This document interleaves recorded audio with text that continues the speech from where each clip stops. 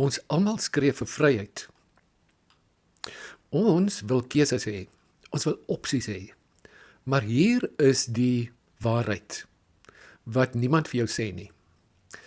Kyk na jou dag. Kyk na jou besluite. Hoeveel het jy uitgestel? Wat om te eet? Wie om te date? Watter werk om te doen? Keuse is uitputtend. En dit is hoekom ons so verlief is op mense wat vir ons vertel wat om te doen of om aanbevelings te doen. Hierdie een is beter as daai. Resensies, die top 10. Ons wil nie regtig kies nie. Ons wil hê dat iemand anders die harde werk moet doen. Want dan kan ons iemand blameer as dit verkeerd loop.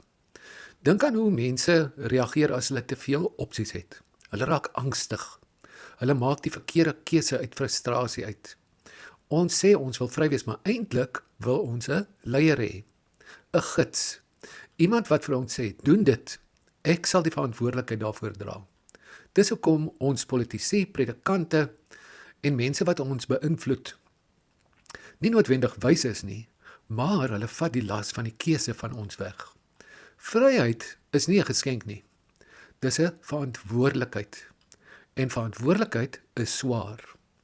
So as jy regtig vry wil wees, moet jy leer om keuses te maak. Maar saam met die keuses die gevolge te dra. Niemand gaan dit vir jou doen nie. Niemand gaan jou red van die gewig van jou eie besluite nie. Vryheid begin nie by opsies nie.